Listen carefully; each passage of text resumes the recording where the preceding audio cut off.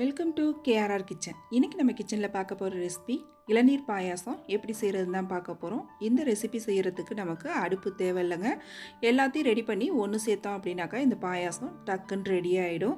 நல்லா ஃப்ரிட்ஜில் வச்சு சில்லுன்னு இந்த வெயில் நேரத்துக்கு குடிக்கும் போது அவ்வளோ ஒரு அருமையாக இருக்கும். நல்ல ஒரு ஆரோக்கியமான பாயாசம் ரெசிபி தான்.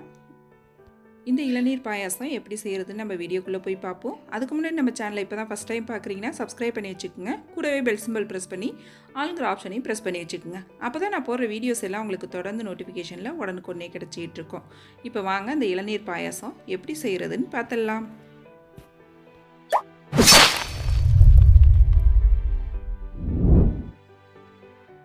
இப்போ இன்றைக்கி பாயாசம் செய்கிறதுக்கு பார்த்தீங்கன்னா 3 இளநீ எடுத்து அதில் உள்ள தண்ணியை தனியாக எடுத்து வச்சுருக்கேன், தேங்காயை தனியாக எடுத்து வச்சுருக்கேன். அதிலே பார்த்தீங்கன்னா கொஞ்சம் ஹார்டாக அழுத்தமாக இருக்கிற தேங்காயை தனியாகவும் கொஞ்சம் அப்படியே இலகுவாக இருக்கும்ல நமக்கு வழுக்க மாதிரி அதையும் தனியாக எடுத்து வச்சுருக்கேன். ரெண்டுத்தையும் தனித்தனியாக எடுத்து வச்சுருக்கேன். இது என்ன பண்ணுங்கிறத அப்புறமா சொல்கிறேன். இப்போ வந்து பார்த்திங்கன்னா ஒரு பெரிய மூடி அளவுக்கு தேங்காய் எடுத்து வச்சுருக்கேன். இதுலேருந்து நம்ம இப்போ தேங்காய் பால் எடுத்துக்கணும். இந்த தேங்காய் பால் செய்கிறதுக்கு நம்ம தண்ணி சேர்ப்போம்ல, அந்த தண்ணிக்கு பதிலாக நம்ம இளநீ தண்ணி எடுத்து வச்சுருக்கோம் பாருங்கள். அந்த தண்ணியை ஊற்றி தான் நம்ம தேங்காய் பால் எடுக்கணும். இதை ஊற்றி நல்லா அரைச்சி எடுத்துகிட்டு வந்துடுறேன்.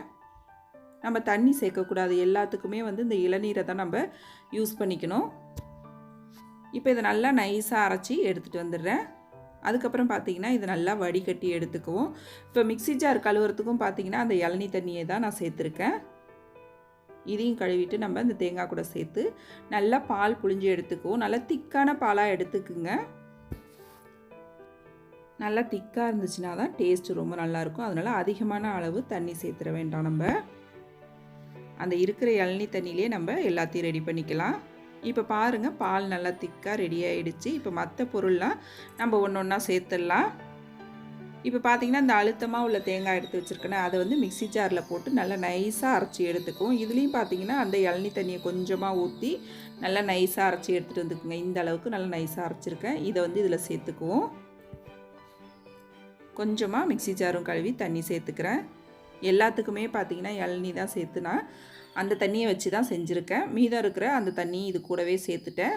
அப்புறம் பார்த்திங்கன்னா கொஞ்சம் அந்த சாஃப்டாக இருக்கிற பகுதியை பார்த்திங்கன்னா நல்லா பொடுசாக கட் பண்ணி வச்சுருக்கேன். அதையும் இது கூடவே சேர்த்துக்கிறேன்.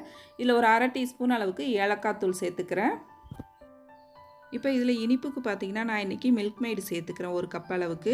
இதுக்கு பதிலாக நீங்கள் வந்து சர்க்கரையை பொடி பண்ணிவிட்டு சேர்த்துக்கலாம். அப்படி இல்லைன்னா நாட்டு சர்க்கரை சேர்த்துக்கலாம். உங்களுக்கு விருப்பம் எதுவோ அதை சேர்த்து நீங்கள் செஞ்சுக்கலாம். இது மில்க் மெய்டு சேர்க்கும் போது பார்த்திங்கன்னா டேஸ்ட் இன்னுமே ரொம்ப அருமையாக இருக்கும். அதனால் நான் சேர்த்துக்கிறேன். இதிலே ஒரு பிஞ்ச் அளவுக்கு உப்பு சேர்த்து நல்லா எல்லாத்தையும் ஒத்தாப்பில் கலந்து விட்டுருங்க. நம்ம சேர்த்துருக்க அந்த தேங்காய் விழுது, தேங்காய் பால் எல்லாம் நல்லா ஒன்று கலந்து வரணும். இந்த ரெசிபி வந்து நீங்கள் காய்ச்சின பாலில் கூட செய்யலாம். ஆனால் வந்து தேங்காய் பாலில் செய்யும் போது தான் பார்த்திங்கன்னா டேஸ்ட்டு ரொம்ப நல்லாயிருக்கும், உடம்புக்கும் ரொம்பவுமே நல்லதுங்க. இப்போ இதில் நட்ஸ் துருவி வச்சுருக்கேன், அதை சேர்த்துக்கிறேன். கொஞ்சமாக பாதாமும் பிஸ்தாவும் துருவி வச்சுருக்கேன், அதை சேர்த்துக்கிறேன். இந்த நட்ஸு பார்த்திங்கன்னா நம்ம விருப்பம் தான். உங்களுக்கு எந்த விதமான நட்ஸு தேவைப்படுதோ பிடிக்குமோ அதுக்கு தகுந்த மாதிரி நீங்கள் இதில் சேர்த்துக்கலாம். சேர்த்து நல்லா கலந்து விட்டுருங்க.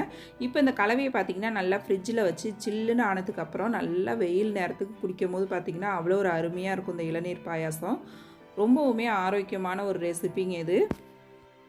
இந்த பாயாசத்தில் சேர்த்துருக்கக்கூடிய தேங்காய் பால், இளநீ எல்லாமே பார்த்திங்கன்னா உடம்புக்கு குளிர்ச்சி தரக்கூடியதுங்க. இந்த வெயில் நேரத்துக்கு நம்ம சேர்த்துக்கிட்டோம் அப்படின்னாக்கா அவ்வளவு உடம்புக்கு நல்லது. வெயில் நேரத்துக்கு சில்லுன்னு குடிக்கிறதுக்கு ரொம்ப அருமையாக இருக்கும்.